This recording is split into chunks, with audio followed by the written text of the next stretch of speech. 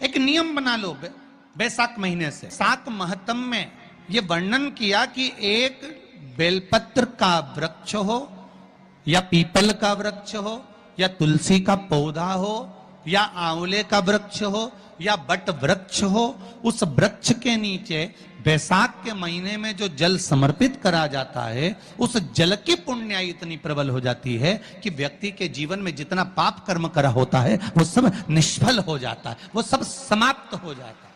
बैसाख महीने में पार्थिव शिवलिंग के निर्माण का, और उसमें एक बात कही गई कि जब संसार का मनुष्य मृत्यु लोक में रहने वाला मानव, मृत्यु लोक में रहने वाला मनुष्य मिट्टी के शिवलिंग का निर्माण करता है, पार्थिव शिवलिंग का निर्माण करता है, और जिस घर में पार्थिव शिवलिंग का निर्माण होकर उसकी पूजन होती है, घर का सदस्य उस पर अगर एक बूंद जल समर्पित कर देता है तो जितने घर के सदस्य होते हैं उस पार्थिव शिवलिंग के निर्माण को करने वाले होते हैं, पूजन करने वाले होते हैं, उनको 6 महीने तक किसी बड़ी बाधाओं को झेलना नहीं पड़ता, वो दुख अपने आप कट जाता है। पार्थिव शिवलिंग का निर्माण बैसाख महीने, बैसाख के महीने में मिट्टी के पात्र में जो रात्रि भर जल रखा हो, मिट्टी के पात्र में, अगर आपके पास में घड़ा हो, हंडा हो, नी हो, तो दिया हो, दीपक हो, कुल्लड़ हो, कोई भी तुम्हारे पास में जो मिट्टी का पात्र, उसमें जल भरना। वो जल बैसाख के महीने की किसी भी सोमवार के दिन, किसी भी सोमवार के दिन, बैसाख महीने या किसी प्रदोष के दिन या बैसाख महीने के शिवरात्रि के दिन, वो मिट्टी के पात्र का जल अपने घर के प्रत्येक व्यक्ति का स्पर्श कराकर उस मिट्टी के पात्र के जल को तांबे के पात्र में डाल लीजिए और घर के प्रत्येक व्यक्ति का स्पर्श करा लीजिए और शंकर भगवान पर कुंदकेश्वर महादेव के नाम से समर्पित करिए। कुंदकेश्वर महादेव। कभी जीवन में पीछे पलट कर देखने की जरूरत नहीं पड़ेगी, आप उन्नति की सीढ़ी की ओर बढ़ते चले जाओगे।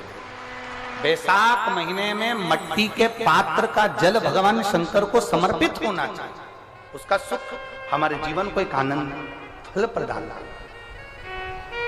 जैसे कहते हैं ना,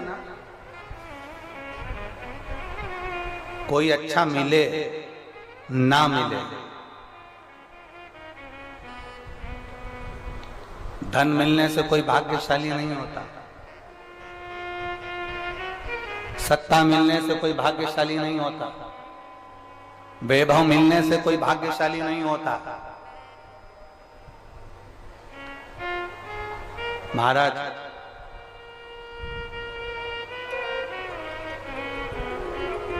धन मिलने से कोई भाग्यशाली नहीं होता, वैभव मिलने से कोई भाग्यशाली नहीं होता, सत्ता मिलने से कोई भाग्यशाली नहीं होता, बड़ा मकान मिल जाने से कोई भाग्यशाली नहीं होता। शिव महापुराण की कथा कहती है, अगर 2 सही मिल जाएं तो तुम्हारा जीवन सफल हो जाए, एक गुरु सही मिल जाए और दूसरी घरवाली सही मिल जाए तो तुम्हारी जिंदगी स्वर्ग। दुनिया का सबसे भाग्यशाली व्यक्ति वो होता है जिसको 2 ठीक मिल गए, 2 अच्छे मिल गए, एक गुरु अच्छा मिल जाए, दूसरी जम की बोलो घरवाली अच्छी मिले। गुरु अच्छा मिलेगा तो तुम्हें स्वर्ग की सीढ़ी चढ़ा देगा और घरवाली अच्छी मिलेगी तो घर को स्वर्ग बना देगी।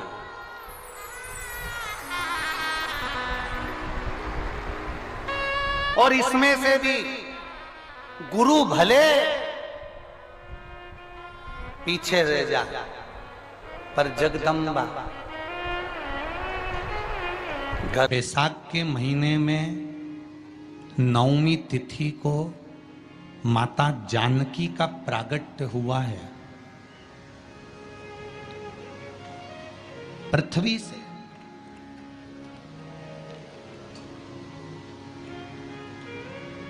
कभी एक विचार करिएगा कि नरसिंह अवतार बैसाख के महीने में हुआ, कुर्म अवतार बैसाख के महीने में हुआ, हयग्रीव अवतार बैसाख के महीने में हुआ, परशुराम अवतार बैसाख के महीने में हुआ, माता जानकी का अवतार बैसाख के महीने में हुआ। आखिर बैसाख के महीने में, माधव महीने में इतनी महत्वता क्यों?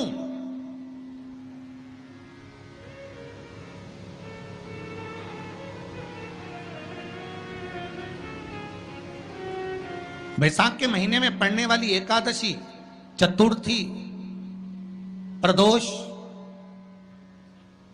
अमावस्या, पूर्णिमा, शिवरात्रि, ये सभी इतनी महत्वपूर्ण क्यों हो जाती है?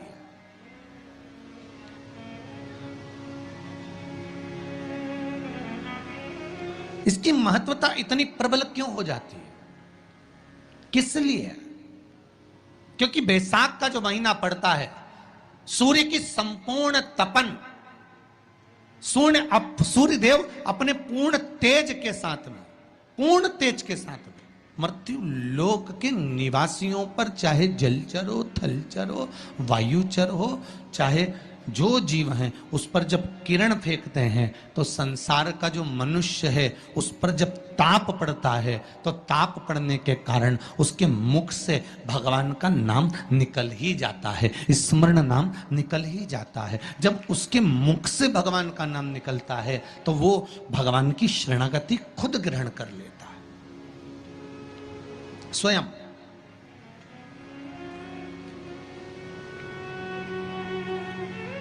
शरणागति ग्रहण कर लेना। बैसाख की पोथी पढ़ते हो आप लोग? आप में से अगर कोई पढ़ता हो बैसाख महीने की पोथी, तो उसमें एक वर्णन आता है,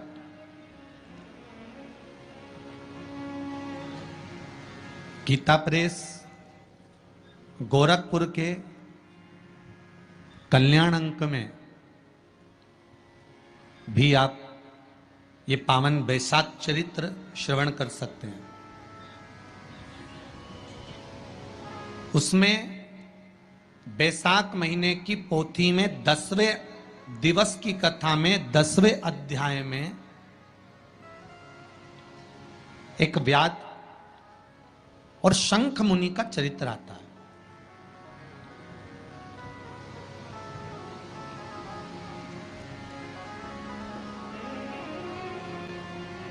शंख मुनि एक बार निकलकर भगवान शंकर के मंदिर में जल समर्पित करने के लिए जा रहे थे और शिव मंदिर की ओर जाते जाते जाते जाते जाते जाते बीच मार्ग में चलते चलते चलते चलते और वो शंख मुनि जब शिव के मंदिर में पहुंचे, शंकर भगवान के मंदिर में जाकर उन्हें दर्शन किया,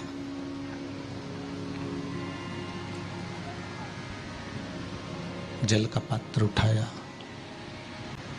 और वो जल का पात्र उठाकर जब भगवान शिव को समर्पित कर रहे थे तो उसी समय जल का पात्र उठाकर जब शंकर भगवान को समर्पित करा गया और शंख मुनि निकलकर जब बाहर आ रहे थे, आते आते शंख मुनि के मन में एक भाव उत्पन्न हो गया कि जब हम भगवान शिव को कुछ वस्तु समर्पित करते हैं तो उसका फल, उसका पुण्य फल हमें कितने समय में प्राप्त होता है। ये शंख मुनि के मन में एक विचार जागृत हो गया, शंख मुनि के मन में एक भाव जागृत हो गया। एक लोटा पानी जो भगवान शंकर को समर्पित करता है, मरने के बाद तुम्हारी औलाद तुम्हारा किसी पवित्र नदी में तर्पण करे ना करे, तुम्हारा शिव को दिया हुआ जल तुम्हारे खाते में पहुंच जाता। आपने जो शंकर भगवान को एक लोटा जल दिया है, शिव जी को एक लोटा पानी चढ़ाया, शंकर भगवान को एक लोटा जल समर्पित करा है, शंकर भगवान को एक लोटा जल अगर आपने दिया है तो वो आपके खाते में पहुंचेगा जरूर, ये निश्चित है, पक्का है।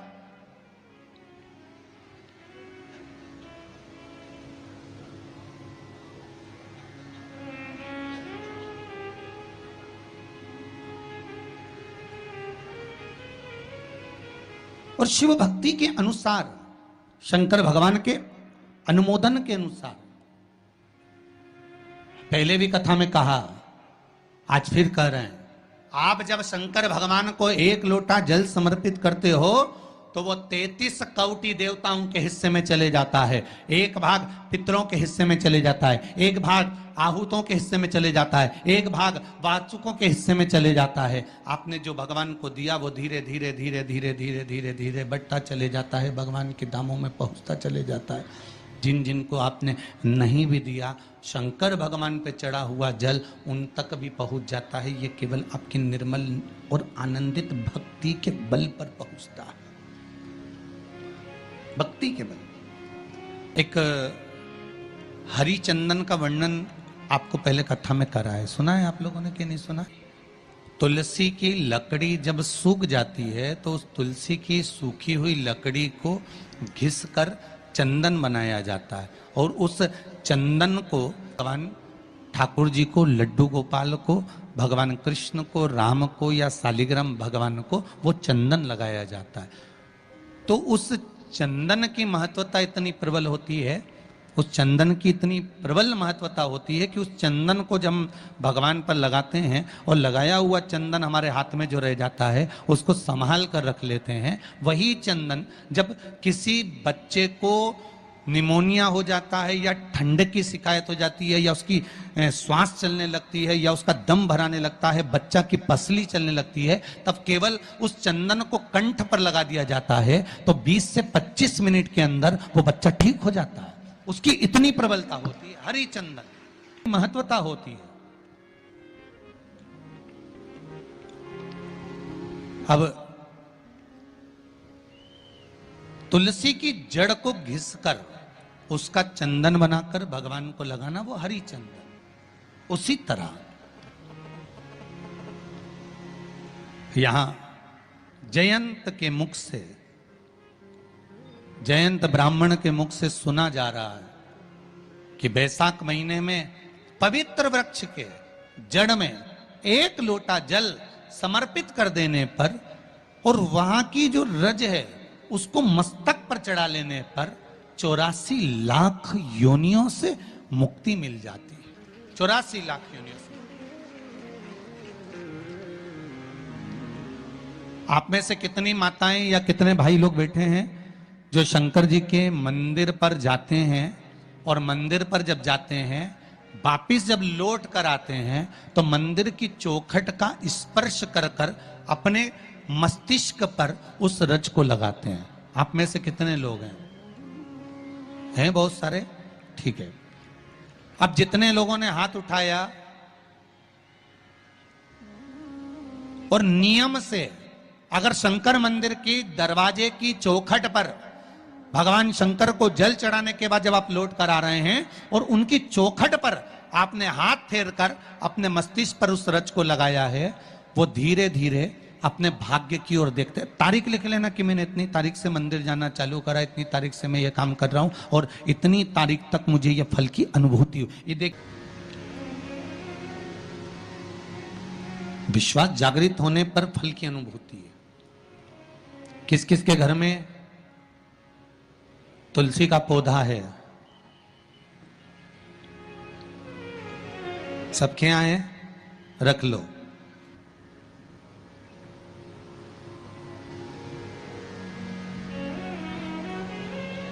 कहां लगा है? घर के अंदर कि घर के बाहर? घर के बाहर, ठीक है। दिया लगाते हो? अच्छा, कौन है वो जिस तुलसी मैया को दिया लगाते हो? कौन है वो? बोलते तो जाओ जरा जल्दी जल्दी। माता है। घर में जो सास है वो कौन है? वो भी बोलो तो जम के बोलो जरा। माता है। बैसाख का महीना चल रहा है, बहुत जोरदार गर्मी पड़ रही है, बहुत जोरदार गर्मी, खूब जोर की। तुम्हारी सास की कुर्सी घर के बाहर लगा दो।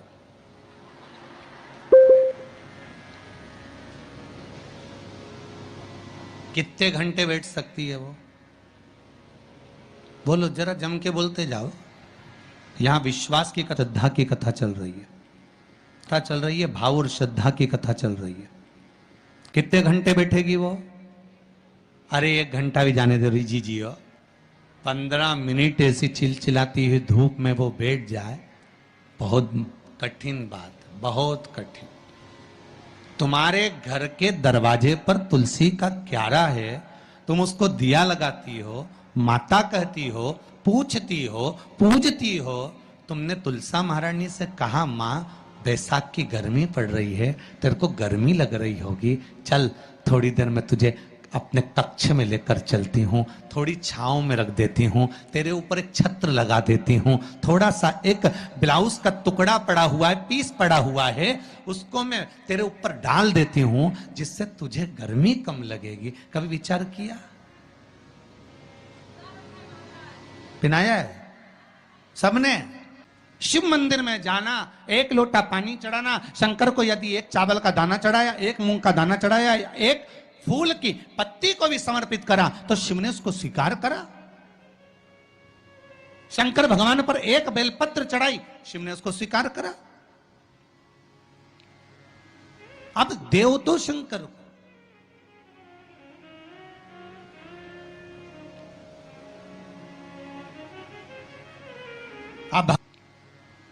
अब देव तो शंकर को,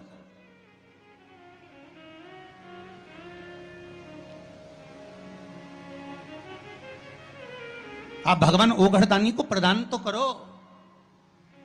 शंकर भगवान पर चढ़ी हुई एक बेलपत्री का मोल तत्व संसार का मनुष्य जिस दिन समझ गया, उस दिन उसको डॉक्टर के पास जाने की जरूरत ही नहीं पड़ेगी। केवल एक बेलपत्र का अगर उसने शंकर भगवान पर चढ़ी हुई एक बेलपत्र के मोल तत्व को अगर वो समझ गया, तो भगवान शंकर की भक्ति को अगर वो समझ गया, महामृत्युंजय मंत्र को अगर समझ गया, श्री शिवाय नमस्तुभ्यम मंत्र को समझ गया, पंचाक्षर मंत्र नमः शिवाय को समझ गया, षडाक्षर मंत्र ओम नमः शिवाय को अगर वो समझ गया, तो उसको फिर डॉक्टर के पास जाने की जरूरत नहीं पड़ेगी। उसकी भक्ति का बल इतना बढ़ जाएगा, श्रद्धा का बल इतना बढ़ जाएगा कि उसको कहीं जाना ही नहीं पड़ेगा। एक नियम बना लो बैसाख महीने से कि शंकर भगवान पर जो बेलपत्र चढ़ी है वो औषधि का काम करती है। शिव पर चढ़ी हुई बेलपत्र मंदिर में क्यों छोड़ें? क्यों नदी में हम इसको विसर्जन करें? क्यों नदी में छोड़े हम इसको?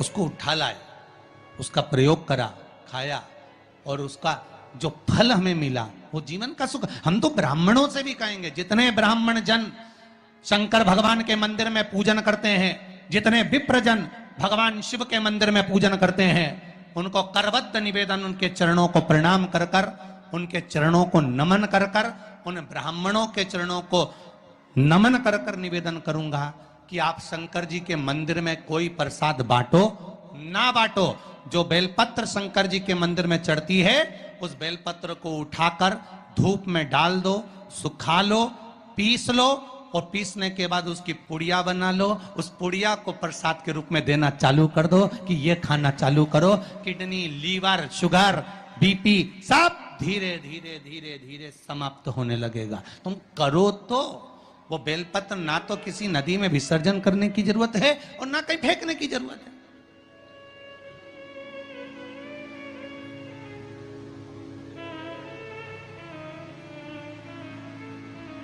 प्रतिदिन भगवान को तुलसी चढ़ाते हो ना, तो रोज भगवान को तुलसी उनके भोग में चढ़ाते हो, उनके सामने चढ़ाते हो, उनके सम्मुख में ठाकुर जी के तुलसी चढ़ाते हो, उठा लाए, प्रयोग में लो, क्यों उसको विसर्जन में डालते हो?